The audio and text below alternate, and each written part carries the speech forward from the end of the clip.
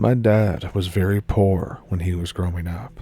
They didn't have any board games or things like that to play whenever the power went out, so my grandmother would tell stories about things that happened back in the day. Here are some of them. A distant cousin once fell seriously ill due to the stress of divorcing her abusive husband. She died unexpectedly, and her mother was inconsolable.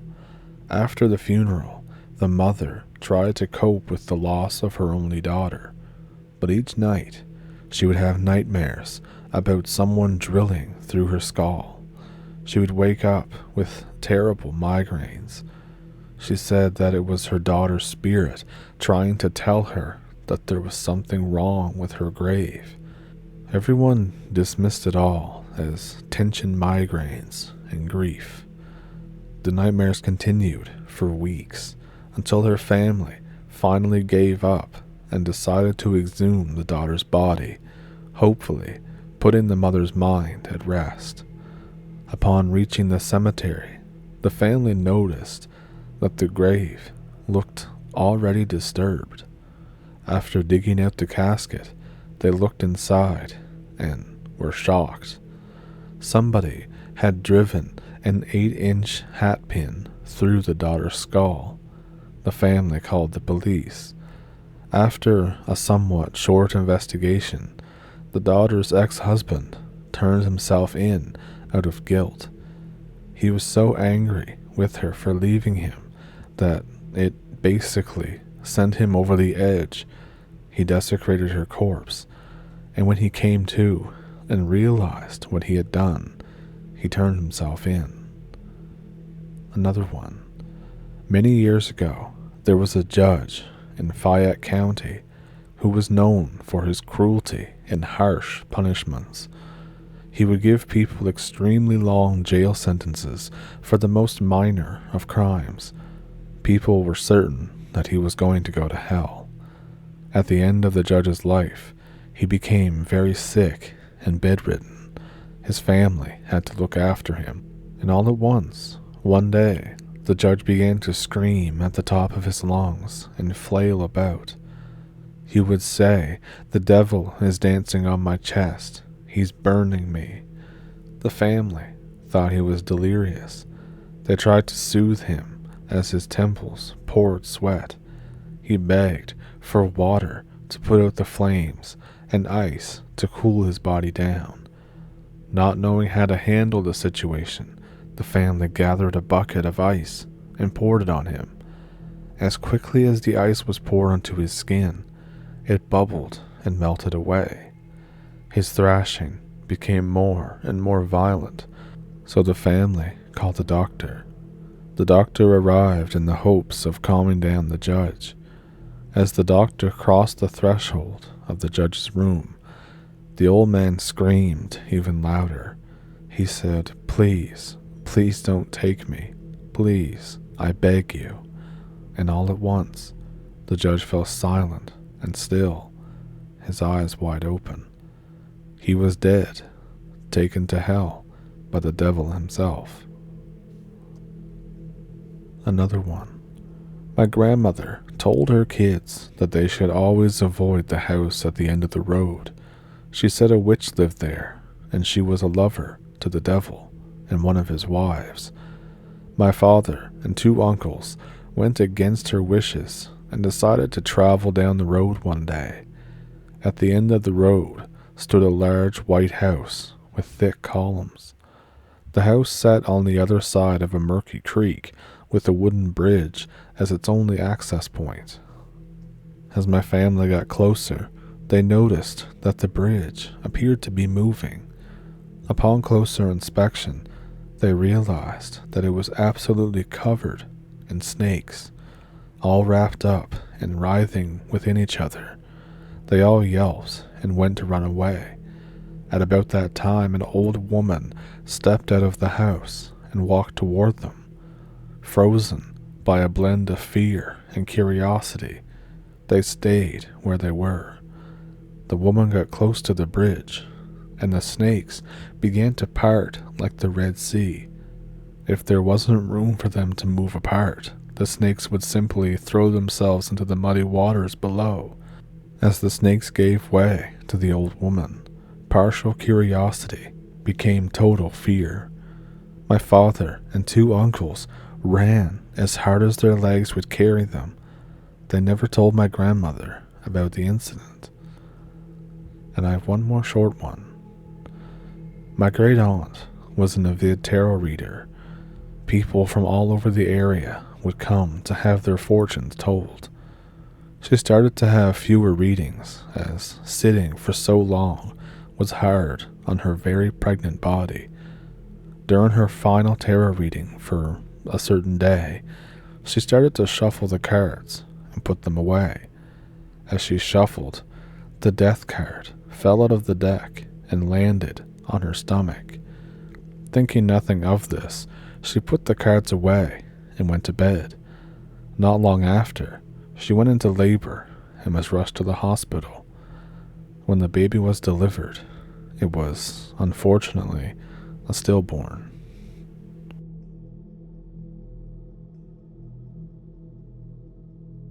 I have some caving stories, but keep in mind that these are secondhand and were told to me by my friend Andy. I didn't experience any of them personally, although I have been to these caves a few times. The first set of caves was located decently far from where I lived when I still lived in West Virginia, but Andy's truck was good for a 45-minute drive. They were called the Sinks, and there was a large creek that ran into them. The river runs about a mile before exiting the cave on the other side, but along that mile are multiple entrances to a mid-sized cave system in the soft limestone that is prevalent in West Virginia.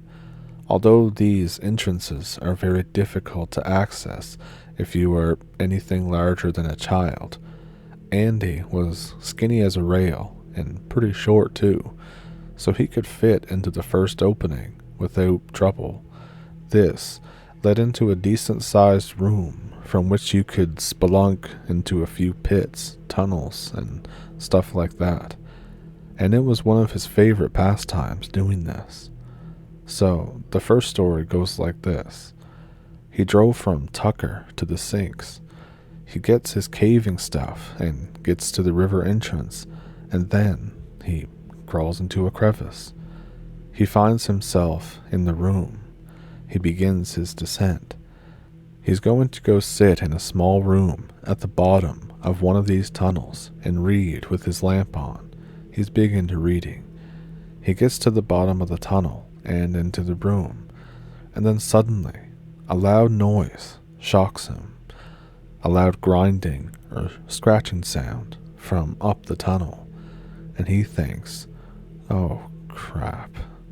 He climbs back up to see if he could be losing oxygen from a fallen rock or something. There's no fallen rock. Everything is exactly how he left it up to the first room. Then he hears the same noise again. Again, it makes him jump, but it's behind him this time. He looks back and he sees millions of insects are swarming out of the cave. Crickets, ants, beetles, bluebottles, grasshoppers, spiders, ladybugs, centipedes, anything you can think of. There's even a whole bunch of insects that he's never seen before. Some type of thing that's 4 inches long and kind of looks like an earwig is there as well. He just kind of turns around with nope on his mind, and he goes out to the river entrance and sees the bugs again. They're just running into the river and getting washed away. He drives around to the other side of the sinks to see if the bugs are being washed out. They aren't. Then where did the bugs go? Better yet, why were they all swarming out of the cave? He goes and drives back to the entrance of the cave. There's no bugs in sight.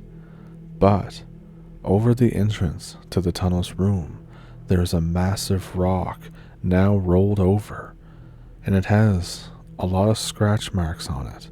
He got thinking to himself, what could have done this? What would have the strength to just roll this boulder over the entrance to the tunnels. He then heard stories from other people of a large person or a large humanoid that was inside of the caves. 3 months later, he goes back there with friends. Now, Andy and his delinquent friends were there for some kind of, some kind of meetup. He said it was a graffiti contest, but why he was having a graffiti contest in a dark cave, I couldn't tell you. Anyway, they're all hanging out in some grotto when they hear more scratching. Andy told them about the bugs, so they all think that it's that. Except Andy. He says that it's much quieter. 2 friends offer to go look for the source. 10 minutes later, they get back. They have glassy eyes and all of a sudden shake their heads, and it's like they come to. They say that they don't remember where they went or what happened or anything of the last 10 minutes or more. They both appear to be holding fistfuls of snakeskin. One of them is terrified of snakes. They both notice the snakeskin freak out and run out of the whole complex, followed by Andy and the rest. Again, he doesn't go to the cave for a while. But he did go back eventually, and this is that story. So Andy and company are back at the cave, just chilling.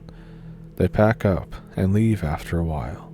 The next day, Andy realizes that he forgot something in the cave and has to go back. He drives back in the morning. The entrance of the cave is obviously very dark. His flashlight's in his backpack though, so all he has is his little LED keychain light. As he's walking into the crack, he notices a shape in the water moving. It's a humanoid shape. He thinks it's a person, so he shouts, "Hello?" There's no response, but it seems to turn around. He waves. It waves back. He thinks that it's a harmless enough interaction, so he continues walking. The shape is following him, matching his stride. He tries to shine the flashlight on the shape, but it's too far for the light to reach. He gets to his backpack and picks it up. The shape is standing much closer to him now.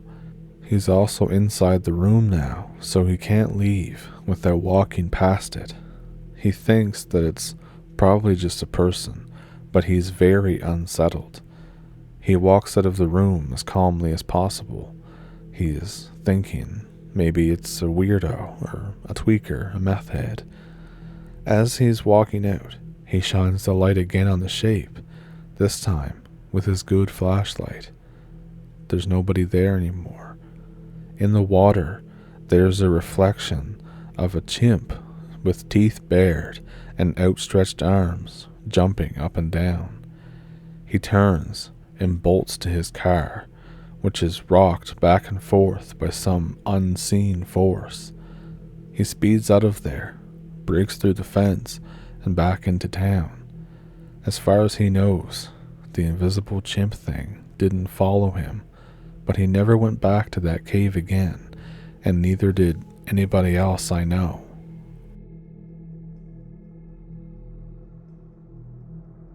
My great-uncle James, or Jim for short, and my grandpa were best friends since they were little kids.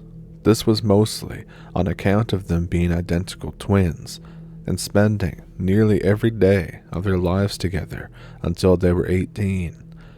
It was the 50s, and tensions were high in Tucker County.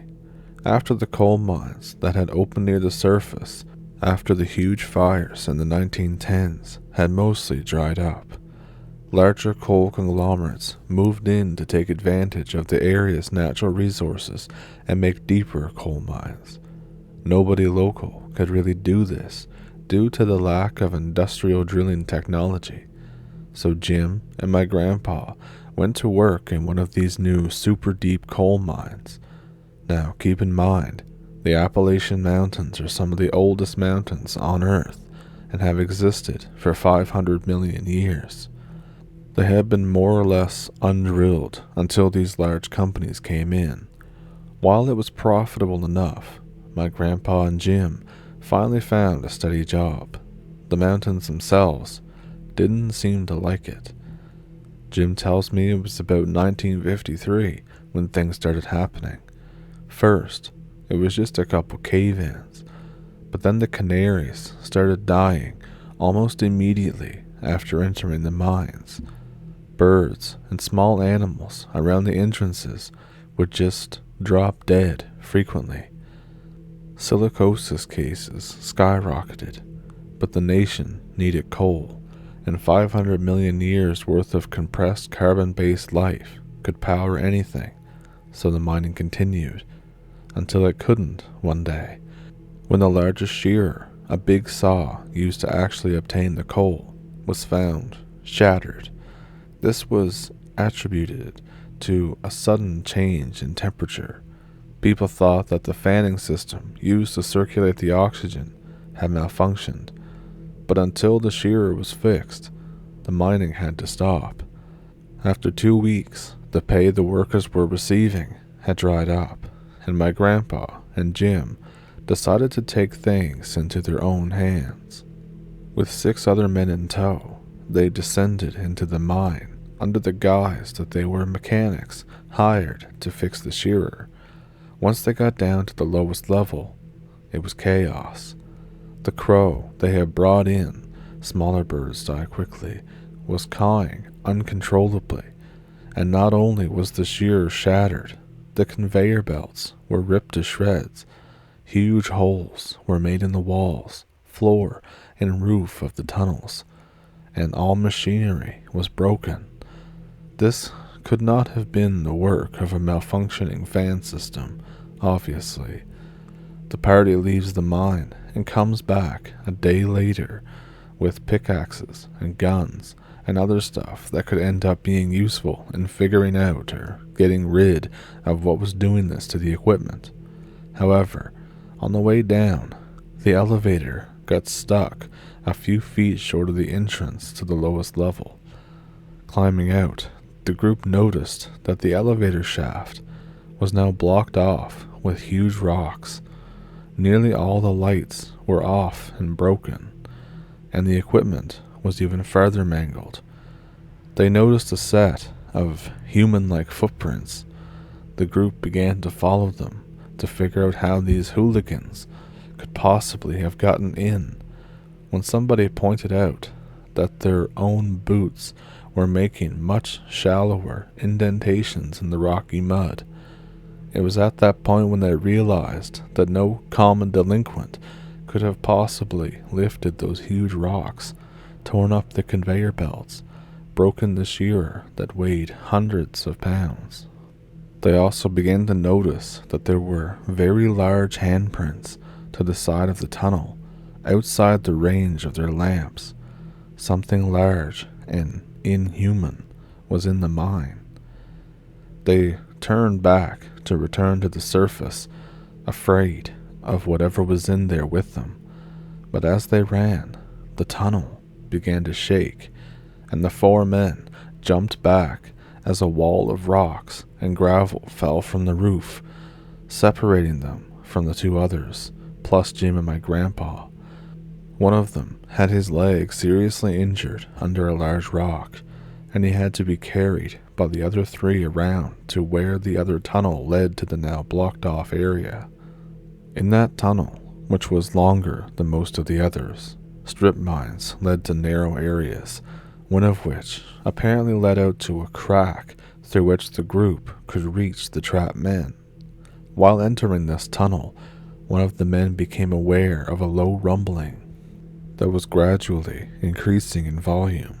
Thinking it was another cave-in, they quickly moved away from the source, back towards the elevator. But it seemed to be following them, and just then, something huge, white, and hairy bolts around a corner and charges them. The 3 uninjured men whip out their guns and start firing at it. Seconds later, the thing is dead. It had the opposable thumbs of a human, but that's basically where its similarities with any kind of human or ape ended. It looked more like a huge bear than anything. It had two deformed eyes that took up almost half of its face, and it was clearly some kind of mutant, because it was covered in bony, almost tumorous growths. It was at least 10 feet tall. Its canine teeth were too long, almost a foot long each. Its fur was patchy and light gray, and its pupils were reddish like an albino. All of its limbs were disproportionately long and stocky, and it seemed to rely on its arms as a second pair of legs. My grandpa and Jim, both of whom were avid hunters, thought that this was incredible to see something like this, whatever it was. They took its head and one of its arms as a prize to present to the local police station as evidence that the mine could finally be reopened. Over the course of a few hours, the 8 men all managed to get back to the elevator and eventually returned to the surface. My grandfather and Jim showed their kill to the state police, who then immediately confiscated it as scientific evidence, which was enough to satisfy them at the time. Remember, they were young and didn't finish high school, so they were pretty uneducated. The only evidence the thing ever existed is a black and white photo of my grandpa and Jim grinning like idiots, holding some kind of tusk with the misspelled word Behemoth written on the bottom.